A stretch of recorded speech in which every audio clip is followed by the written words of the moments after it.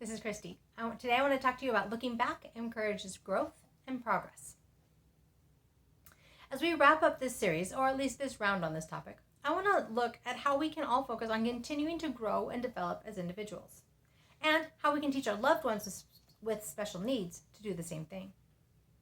I think we sometimes forget that how we live our lives tends to speak much louder than what we say about our lives or how we think we should live our lives.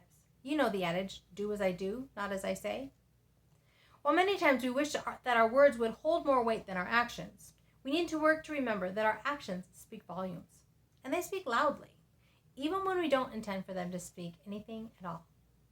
What do we want said about us? How do we want people to remember us? Or how do we want them to think about us today? What do we want to be known for? These questions all point to something that has become foundational for me. Living my life in such a way that I'm happy for others to follow my lead. Or, put another way, I want to live in such a way that others follow the example I set and they don't focus on what I say they should do. Here's another adage that I think applies here. Values are caught, not taught. To me, this means that learning from how I live my life, or the example I set, is more powerful and will speak louder than any lessons that I try to teach others. Or, put another way, actions speak louder than words. So how do we live this out in our day-to-day lives? Here are some ways that come to mind. Remember that our loved ones are watching everything we do and say. Are we living in a way that we want them to imitate us? Focus on setting an example that you'd be proud to see in other people. Consistently seek to grow and develop as a person. Work to become a better version of yourself every day. Be content with your loved one's life if they're content with their life.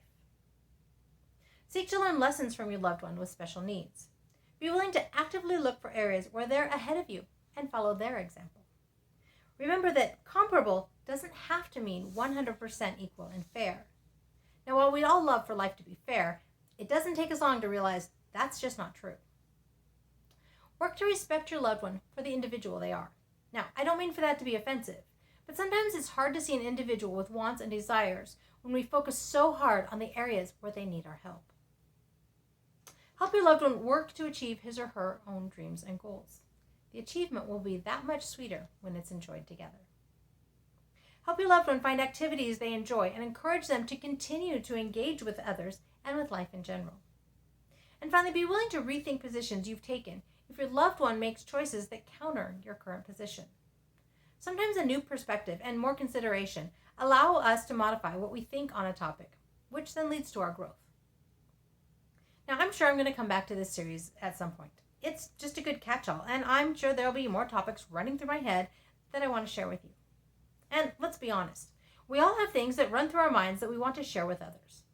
Sometimes that sharing is what allows us to continue to process the ideas running through our minds that are having trouble working themselves out.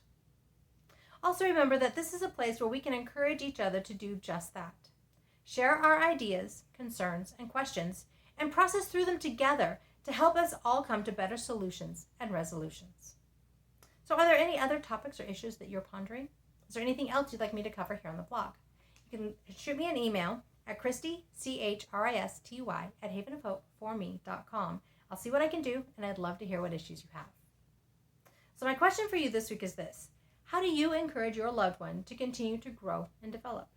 I'd love to hear your thoughts. Again, you can leave me a comment below, or you can leave me a comment over on the blog. That's at www.havenofhopeforme.com. This originally posted the end of August of 2021. I'm pointing out past progress and improvement so that I can continue to grow and say that life is good and there is never a dull moment.